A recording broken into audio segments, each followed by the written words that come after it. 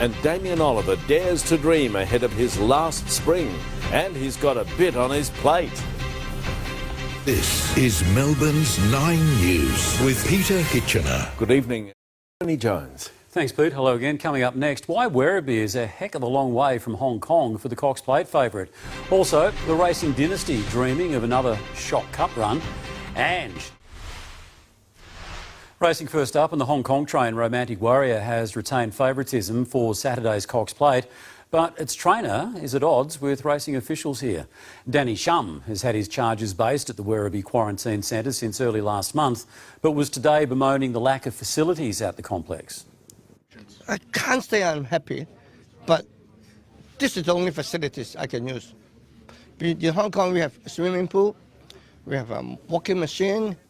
But the trainer was more than happy with Romantic Warrior's barrier. He'll jump from gate 7. The Spring Focus heads down the highway tomorrow for the running of the Geelong Cup, the race providing Team Kavanagh, that being Mark and son Levi, the chance to take another big step out of the racing wilderness. Bloodlines in racing extend beyond the thoroughbreds. Dynasties have become the norm. Think Cummings, Gay Waterhouse and her dad Tommy Smith, the Hayes clan and the Freedmans. Added to that racing roll call, the Kavanaghs.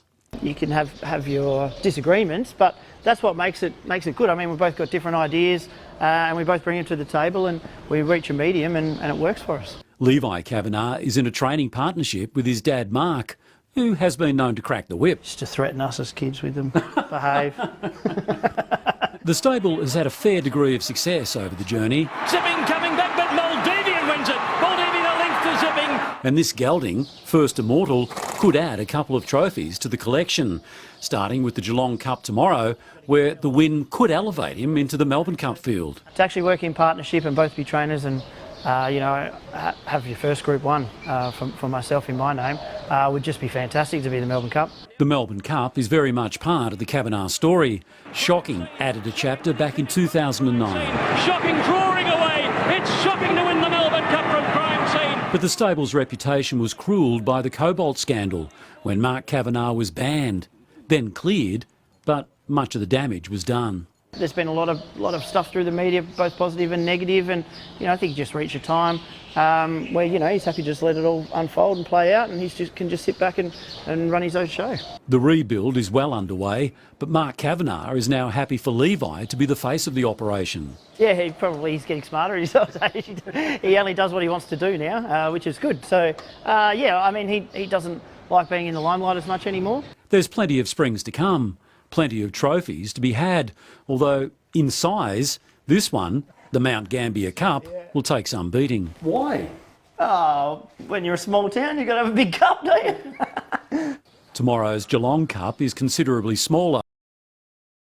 Racing now, and 912 days after his last win, 10-year-old Amaid has taken out today's Geelong Cup. Race favourite First Immortal headbutted the gate after the barriers didn't open. He was later swamped in an epic finish, which resulted in Ahmad's gutsy win.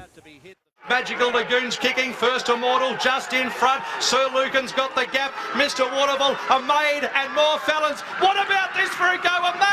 Amaid in the middle's blown them out, beaten more felons. Sir Lucan in a photo. No sooner had Amaid won, at $33 by the way, trainer Philip Stokes cast doubt over a potential Melbourne Cup tilt. Still on racing and back in town, some of the big stables were making waves ahead of Saturday's Cox Plate. Among the hopes soothing the muscles in our bay, Alligator Blood. Braden Ingram was there. Dawn at Altona Beach, and while a chilly Wednesday morning might keep most of us in bed, this is peak hour for some of racing's biggest stables.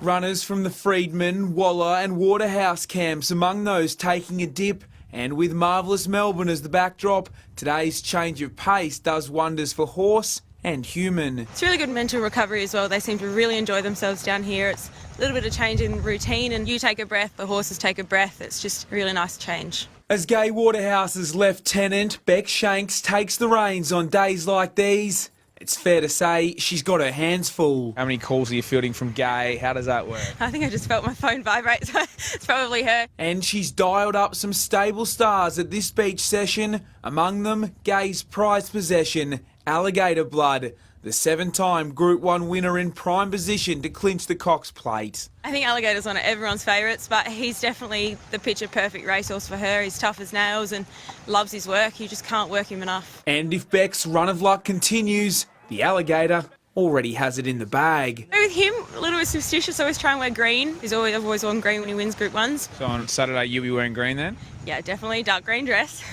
Already ordered. Their rivals could well have green envy come Saturday night. Braden Ingram, 9 News. Anyway, among our stories tonight, the Irish Connection looking to again swoop on the Cox Plate. The Aidan O'Brien camp remains fairly bullish about its chances in Saturday's Cox Plate. 3-year-old Victoria Road with Blake Shin on board will carry the hopes of the famed Irish stable, and although lightly raced, the team is growing in confidence. We're happy with our lad, you know, and he's doing everything right, and I probably wouldn't swap him anything for anything. Aidan O'Brien has already enjoyed Cox Plate glory, with Adelaide taking the honours in 2014. The Freedmans are now turning their attention to completing a history-making Cups double after Without a Fight's thrilling victory yesterday at Caulfield. But as Xander Maguire reports, there's still a few hurdles to overcome.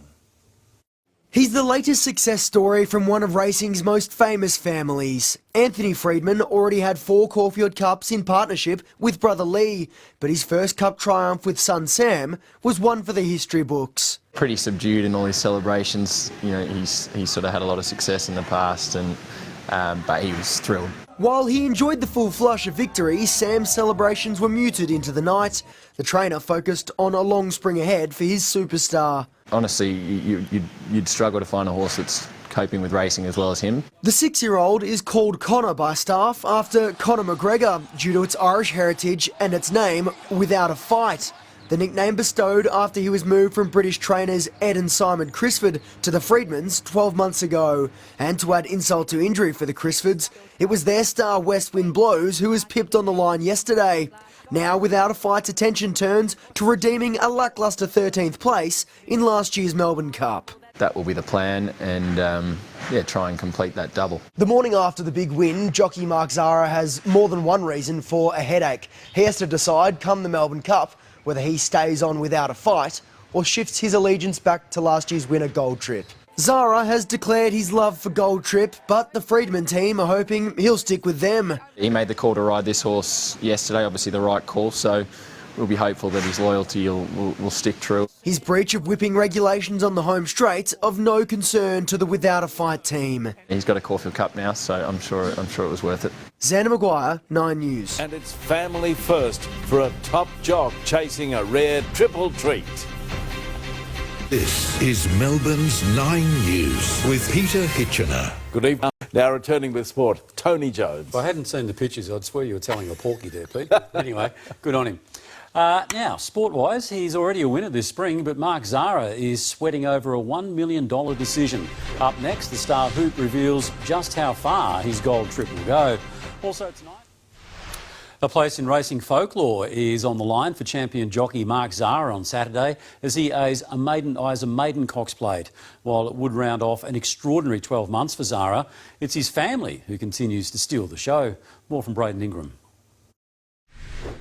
You don't have to look hard to find success in the Zahra household, and there's a shiny new addition. A lot of elation after the race and a few drinks are poured in. Jockey Mark Zahra is the hot hand in racing right now, but it was wife Elise running hot in the wake of Saturday's Caulfield Cup glory. My good dream was we drew barrier 7, and then we drew barrier 7, but the other part of my dream was that was my dream. He wins the Caulfield Cup, but you're the star of the show. Oh, no. I don't know what I'm doing. Yeah, I just go, you go wild. It's just the most fun feeling you could have, being there watching your husband come across this line. Daughter Harper along for the ride too, after Dad delivered on his promise. On Saturday, he actually told her before, he said, Daddy's gonna bring you home another cup. What's in there? It's a chockie. But while they got the chockies, it wasn't all sweet. Zahra slapped with a $50,000 fine and 7-meeting suspension for breaching whip rules. Any person who knows horse racing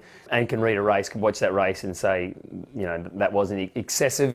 It won't stop him from rekindling his love of Gold Trip on Saturday at Moonee Valley, where he could round out a rare triple, the 2 Cups and Cox Plate in the space of 12 months. I think the horse is going better than what he was last year. It's a race that I've always wanted to win. But before that, the 41-year-old has an agonising Melbourne Cup call to make. Chase back-to-back glory with Gold Trip or stick on board without a fight, despite today's 1 kilo victory penalty. It's going to be a tough decision. I want to move out. Like, I need to be out of the house for the next 2 weeks. I cannot be around. They might need a new house entirely if he can snag another major trophy. Braden Ingram, 9 News.